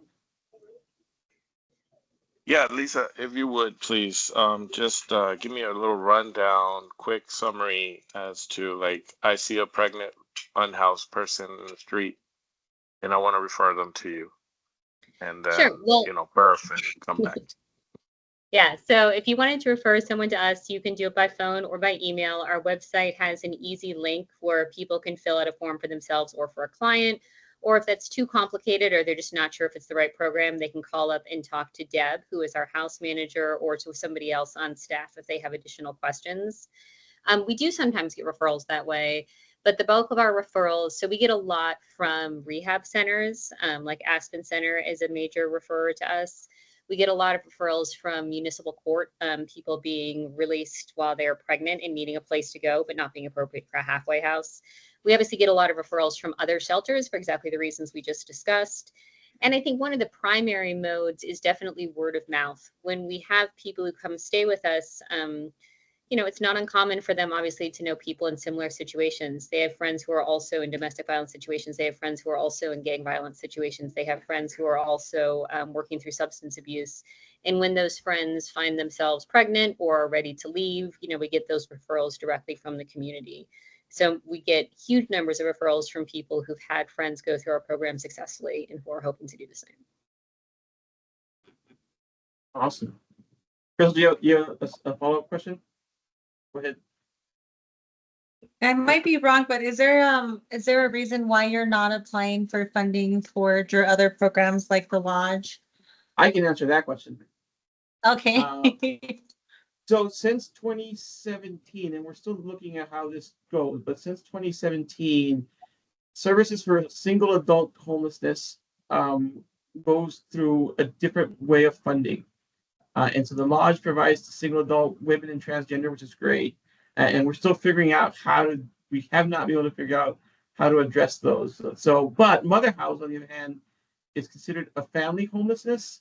And so just like the EFA's program, we will fund family homelessness through this side of the funding. I don't know if you want to add anything else, Christina, but that's been the historical situation. Yep, you covered it. Yeah, thank you. I was just curious because I do see, I mean, there is the main shelters that are available to folks, but some of those larger shelters don't necessarily meet the needs of certain individuals. And so the nice thing is Longmont has the Agape Family Services for men, right? And a lot of the time, and there's no single kind of shelter for just women or transgender. And so I was just curious. I think it's a wonderful service that you guys provide in a program. And so I just wanted to know. Thank you. And just FYI, Crystal, Agape is no longer a thing. I'm curious to know, what is the waiting list for Mother House? It varies, but I would say at any given time, it's not unusual for us to have between 10 and, maybe as many as 30 people who are hoping to get in. And obviously that's not a high turnover rate. So we do our best to get through as many people as we can, to refer folks that we can't to the other shelters we know about, or to work with groups like EFA or SPAN if there's somebody who might be able to qualify for services other than that maternity shelter, which, for some folks, it's their only option. And one follow-up question, and that's it, I promise. What is the relationship? Have you cultivated a good relationship with like Wings? Is that recovery? Yes, the recovery Wings. Yeah, so I know a little, but I know a little about them. My staff does the bulk of that work, connecting with other centers. So yes, we do some work there. I mean, again, a lot more with the lodge, but we do have a lot of folks through Mother House who are working through addiction. When we get folks through aspirin recovery or similar, they usually come with case management, and then we can set up additional resources. We're working with MHP. We have peer counselors, and we do on-site group addiction peer work with our guests as well. I think because we're a maternity shelter, we have a very narrow space where folks can be, sort of like doing anything in the area of relapse. So we're committed to having our parents be able to stay with their kids, and sobriety is such a key part of that everybody who comes in, who either is coming directly from rehab or who just has had a recent history with drug use, we do a lot of things to work with them to keep them on that path. And I think what that looks like varies from client to client. We have some clients who we will test regularly, either because probation or parole wants it or because we want it. We have other clients who we test regularly because they want it, because they think it's one of the easiest ways for them to stay sober, is knowing things like that happen. And then, yes, we work with various recovery programs. We work with various reentry programs with mental health providers, et cetera, to try and find the best match for what people need in terms of their substance use. Thank you. All right, great. Thank you. Christina, go ahead. Oh, no, go ahead. Well, I was going to tee up your question. All right. Go ahead. So part of what we are doing with all agencies this year is asking the same question. This is, as you know, a competitive grant process, and our resources are shrinking or staying flat where the need is growing. And so what would be the impact on Longmont clients or this program to serve Longmont if you were not funded or if you weren't funded at your full amount that you asked for? Yeah, I mean, I think that would be a hard hit. As I mentioned, we're, one of 3 maternity shelters in the state, but the only one in the county. You have Little Flower in Lafayette, which you may know about, but that is a secular program and it only houses a few folks. So everybody in the city of Longmont who needs a maternity shelter needs to come to us. We know the need is growing, and we know that funds are shrinking everywhere. It's been a pattern, right? But despite that, we have been working to address the need to do more. As you may know, we expanded gosh, a little over almost exactly a year now. We moved into a larger facility with more rooms and we're serving more people. So yeah, it's tough. I get it. I mean, we just have been having these same conversations with the county, right? And we know that as the next cycle comes through at the HUD level, we'll have to make some decisions that will affect DOLA funding, et cetera. We're all doing the best that we can. We really appreciate Longmont. We know that we're doing work that serves people in your community that desperately need it. And we hope that we can continue to be funded by Longmont for as long as possible. But what would be the impacts if you didn't, like the programmatic impacts and impacts for Longmont clients if you were not funded? Or are you asking if we would shut down if just our Longmont stream of funding stopped? yes. No, we wouldn't. But I mean, as I'm saying, like the lack of funding is happening everywhere. So I think if everyone takes the, sort of takes the approach of what if you don't get our dollar, will you shut down? No, we'll still have the other 9. But if all 10 funders take the same approach, then we will. So knowing that percentages cuts are happening everywhere and have been happening everywhere, and the city of Boulder started with their health equity cuts during COVID, right? And we're still finding ways to expand services and to just try and cut corners in places where we can that doesn't affect our clients directly so that their care is still top notch. So if you don't fund us, we will keep going. But if everyone doesn't, we'll stop. And I think what we're doing is incredibly important. So I guess I would just ask Longmont to keep up the funding they've been giving us, and we'll hope that everyone else does the same. Thank you. All right. If there are no more questions for Lisa from the board or staff, I will go ahead and give her time. That's great. I would just say I saw you had Home Ahead in front of us, and I just thought I'd mention that they're fantastic. So while you're making funding decisions, I just want to put a pitch in for Home Ahead and Joe and the work they do with our clients, making sure that they have what they need when they move out as well. I know they're a smaller operation, and I just appreciate what they do. Thank you, Lisa. And you guys do great work as well, and we appreciate it. So just to give you a quick overview how it's going to happen, what's going to happen from now on. So the board is doing these interviews through the end of October, and then on November 14th, we will meet to deliberate. And right after that, I will reach out with wherever way it goes. The one caveat I always tell agencies is what the board is doing is they're coming up with recommendations that go before council. Council is the final approval, and they can change it. They typically don't, but they have that prerogative. But we should be reaching out to you sometime after November 14th, pretty quickly. Either way. That's great. Thank you all so much for your time. I know it's a long night when you do these. Yeah, thank you, Thank Lisa. you. Appreciate your time as well. Have a good Thank night. you. All right, and we got our last group, and they're 2 minutes early, so we're gonna get done a couple minutes early. I'm gonna go ahead and let them in.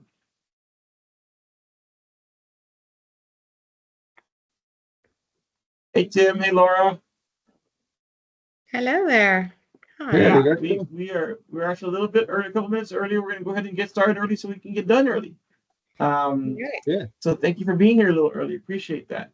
So what we're gonna do here in a second is gonna let you all introduce yourselves. I will do the caveat that this is a public hearing and it is being recorded, and it will be on the City of Longmont's YouTube page in a little while. We're gonna go ahead and let you introduce yourselves. Then the board will introduce themselves and staff as well. Then we will have 15 minutes of Q&A from the board and staff. We don't have to use that entire 15 minutes. And then we will give you 5 minutes to share whatever you want to share. And again, you don't have to use it, but you will have it. So let's start with introductions. Why don't you go ahead and introduce yourselves? Laura, how about you? Okay. I'm Laura Leotino. I'm the development director at the In-Between. Hello. Hi, and I'm Tim Rocco, the executive director of the In-Between. Happy to be here. Thanks. Thank you. Board? Hello, my name is Crystal Prieto. I'm one of the board members here with the City of Longmont Housing and Human Services Board. Thank you for being here. I am Graham Steers, volunteer community member on the board. Nice to see you, Laura and Tim. Good evening. I'm Alejandro Prieto, and I'm also a board member. This is my second year on the board. Hi, Laura. Tim, Christina Pacheco, Human Services Director. All right, and you know me, Edgardo Mendoza, Human Services Program Manager. I help facilitate this process. I'm gonna go ahead and start the timer. And we got 50 minutes for questions from the board and staff.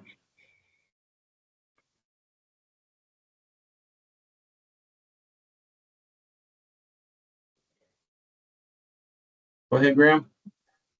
So it looks like the part of the 90K ask, or maybe all the 90K ask, is going to support the property manager and the data manager positions. What does the data manager do? Is that like IT, or is it more than that? Sure. Want me to take that, Laura, or do you want Um, to take a piece of it? yeah, you can add in if you like. Our Sure. data manager is managing the system that we use to keep track of our outcomes and our demographics and pretty much everything to do with our programming, all of our goal setting and matrix outcomes, et cetera, et cetera. Anything you want to add to that, Tim? Yeah, so she also provides internal controls for our quarterly reporting we do internally, our strategic planning that goes back to the board committees. And so she compiles a lot of different pieces of data. Some of the things that flow for this particular grant that are the requests on a quarterly basis, that she rounds up those pieces of data. And so that's her task. So it's not IT, no. It's directly related to data collection and the integrity of our data. And it also goes one step beyond. She works very closely with the property manager in actually doing a lot of the inputting of the data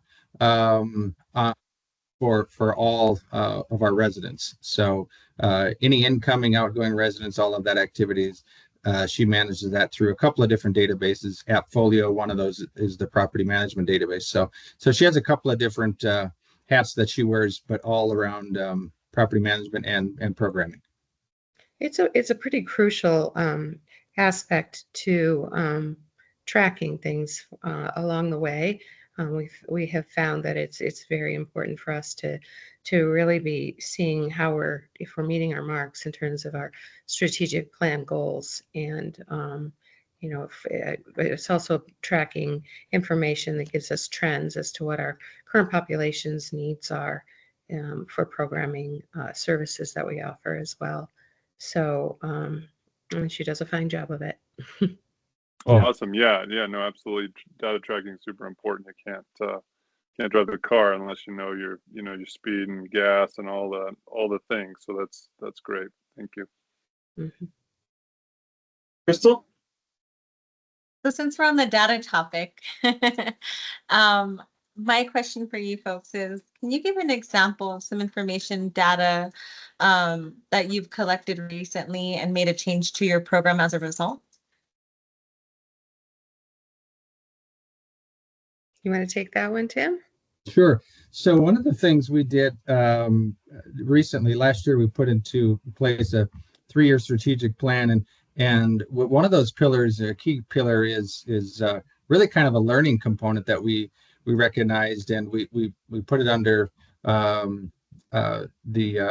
really kind of part of our inclusivity is to bring in information from various stakeholders.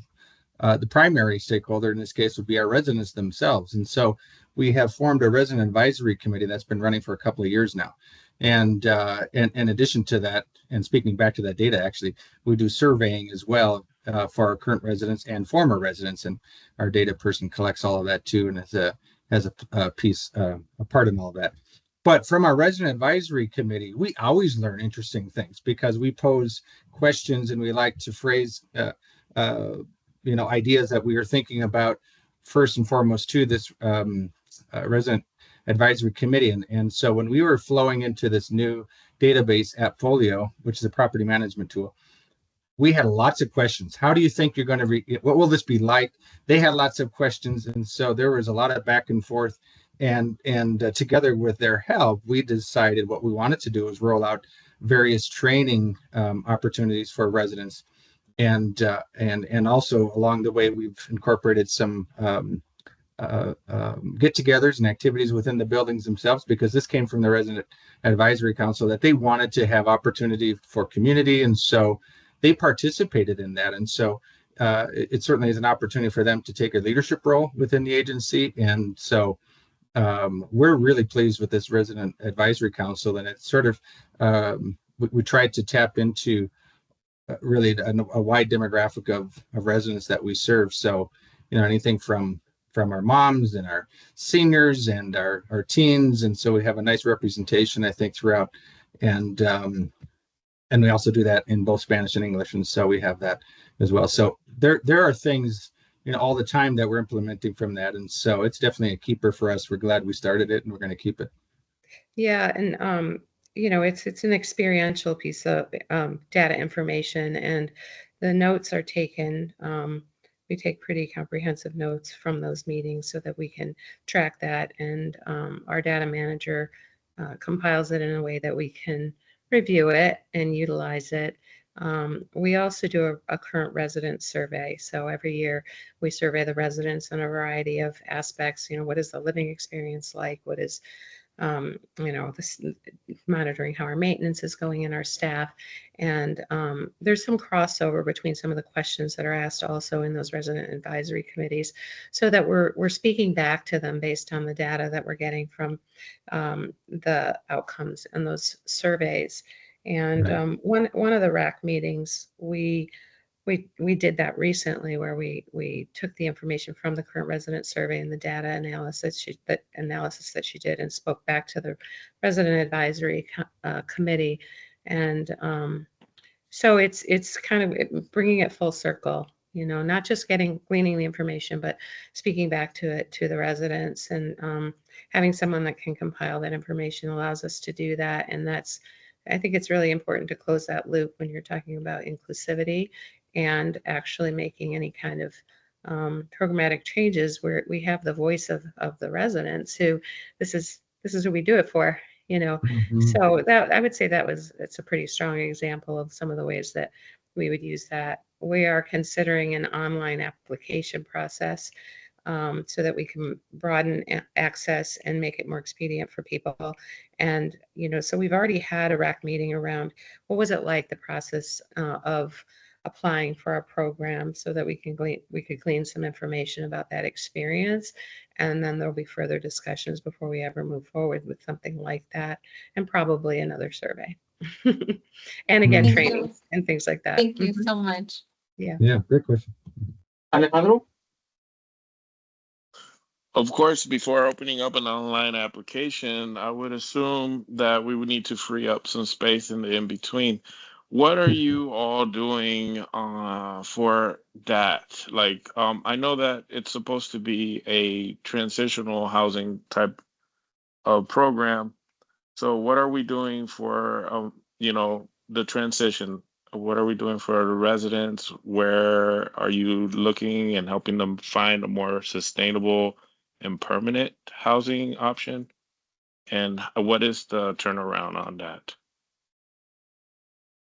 Yeah, it's a broad question, and with our time, I'll try to keep it as short as I can. I'm not sure if well, let me start with one piece, and then I'll speak to a recent complication that we've encountered. That is we're trying to, agencies like EFA and ourselves and others that provide transitional housing are kind of up against a new law that just went through this year, House Bill 1098, which has kind of done away with transitional housing, so to speak. So that's going to present some challenges for us outside of things we can control. But we're working towards hopefully some solution to that. For the time being, really what it's about is building capacity, and that's really the structure of what we're about. So in addition to the affordable housing element, the navigation services, case management, and opportunities for people to build capacity through our life skills trainings and whatnot. That's really the heart of what we do in our services. And so our hope is that people will through that and their success planning and goal setting, that they'll complete some of those things and work towards greater capacity and self-sufficiency, and eventually put them in a better place to be able to move out into the community. But it's tough. This is a really tough market right now, as we all know, well documented, the housing crisis being what it is. But and then again, we have these things like the wrench that's been thrown in with the House Bill 1098, which essentially is anybody that is least more than 12 months has permanency essentially, and so it kind of gets in the way of our idea of a transitional program or a shorter 2-year program. So, but as we navigate that and we figure out how to work within those confines, we're still about trying to do the same things as we have before. Yeah, and our supportive housing advocates work very hard to move people along and find them opportunities outside of the in-between when it's time to transition out. I mean, for a long time, our program was 24 months from the time of moving in, and you know, we start well in advance trying to help people identify other opportunities so that they can move out. As housing became more expensive, that process, you know, that period of time lengthened, and we had to really beef up our supportive services by adding some, you know, very targeted life skills classes, financial classes, some career service support and educational support kinds of things. And then, of course, we're expanding into other, we're building more housing, you know, on church donated land and other opportunities that's providing for some people a way to move forward. Sorry. Thank you, Crystal. Thank you so much. So I don't, oh, go ahead. I just have a follow-up question to Alejandro. So is your program still 24 months, or have you guys adjusted that length in time to meet more of the need in the community? So again, I think, you know, the true reality of the change in law around the lease law, does impact transitional housing programs that were meant to be time limited. Essentially, anybody that stays beyond 12 months becomes permanent unless you evict for cause.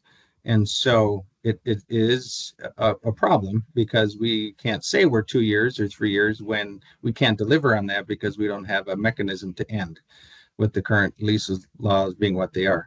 But yes, I mean, we had, to Laura's point, we've been expanding that threshold of 24 months to really more like 36 months. And we're taking a look at case by case, essentially situations, and applying, you know, where it makes sense, both logic and compassion for people, and trying to understand that 2 months, you can't get all your ducks in a row in 2 months, or I'm sorry, in 2 years.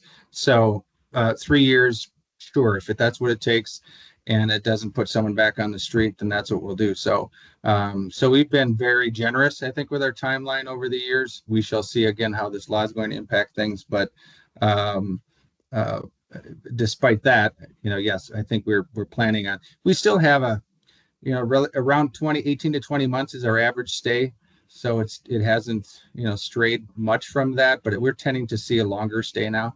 And to Alejandro, your point, yes, as we, you know, cultivate more people coming to our door, we obviously need exits too. So it kind of goes both ways. Thank you. That's perfect response.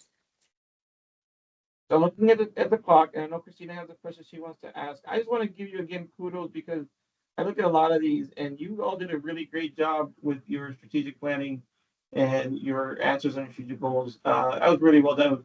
Really interesting reading your pillars, and I just wanted to give you kudos for that. But I'll turn it over to Christina because she has a question she's been asking everybody, every agency that we are applying this year. So you all know that our resources are shrinking just like everybody else's, or remaining flat, and the need is just becoming greater and greater. And so what would be the specific impacts that we would see if your application was not funded at all or was funded for less than the requested amount? Well, as a small agency, you know, these fundings obviously are critical to support the programming staff we have, which really constitute 5 people. We're hoping next year we can actually add another case manager because we recognize, as you know, we now have 6 buildings, we have 87 units, and some with some you know, significant needs, and so we certainly could expand our capacity of navigation services. So that's the direction we would like to go. And I mean, so choices will have to be made in situations like that. We already understand with Boulder County how that's looking, the funding there through Housing and Human Services. So, so, you know, putting it all into perspective, then that's where we get to, you know, we have to make tough choices sometimes, and it may be that we can expand or can't go beyond. We will, fund the positions the best we can. I think one thing it's to point out is obviously, we're asking the same amount we asked for last year, actually, so it's not an increase, despite the fact that our budget is increasing. So it's actually kind of a less net, to us. But as we expand in 26 and beyond, and Laura touched on the fact that we are building, and actually we're under contract for another project, which is much more significant even yet in just sheer numbers with 47 units. So when we get into 2026 and beyond, the agency is going to see some growth. And so, we would hope that there could be support of that and the people that we would serve along the way. But, agency's been in existence for 32 years, and we always make budget and we figure out how to do it. So But I will should that add, happen, we'll do what we can. So, but I will add that this funding is critical. We can't for sure. run the program without our property management, a property manager to manage the turnovers and the leasing and all that that's really the crucial thing that we do. And we're working on a very bare bones staff with 2 advocates for 87 units presently. So having a data manager that can assist with tracking things is a very prudent use of time and resources with the minimal staff that we have. So I would say it's pretty critical to get the funding in as much of it as we can. Thanks. All right, our timer actually went off about a minute ago, which is fine. So we'll now give you your 5 minutes. You to share whatever you want to share about the application of the program. Yeah, I mean, fortunately, we had a chance to touch on a few things that I had jotted down here already. The fact that I think you see the trajectory that the in-between is going. I think next year will be a very similar budget to what we had in 24. So we're not necessarily, even as we are construction, we will be under construction for 11 more units. That's not an operational aspect of next year's budget just yet. So that's on the capital side of things. So next year, I would imagine it'll be our numbers and the service we tend to provide will be very similar to 24. But I think it's when you see 26 and beyond, when we have those 11 new units serving families in 2 and 3 bedrooms online. And then as we get into that next bigger project, then I think the agency is going to take some serious, we'll see some significant growth, certainly. Probably both not only numbers served, but staffing. And again, we will cross that bridge. But I think for next year, we're kind of a continuance of much of the same. And then we shall see what we can do to better and otherwise support residents to be able to move forward, because there still is a place for transitional housing, despite that really all the building is around permanent housing. We believe that it is part of the continuum, and it's a necessary component of housing, is having an option for transitional housing. And then those folks that have that ability to build capacity can move on to other things.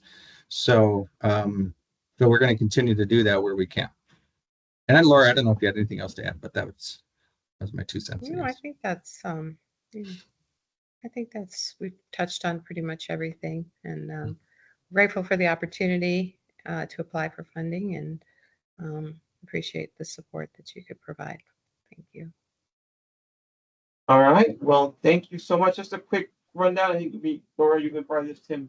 The board has a few more meetings until the end of October. We will meet in November to do the deliberations. We will take recommendations to council on December. As a caveat, what the board does, evaluation, scoring, all that, ultimately it's recommendations, and council typically doesn't change those recommendations, but they can. But yeah, I will let you know pretty quickly after November 14th about where we land. Thank you very much. We'll have a great evening. Thank you both for all the work the in-between does and trying to house folks here in Longmont. Appreciate it. And have a good night. Thank you. Yes, thank you all. Thank you. All right, board and staff, we are done. Thank you for sticking out. We got a few more to go. And yeah, have a great night. See you all later. Take care. Good night, y'all. Good night. See y'all.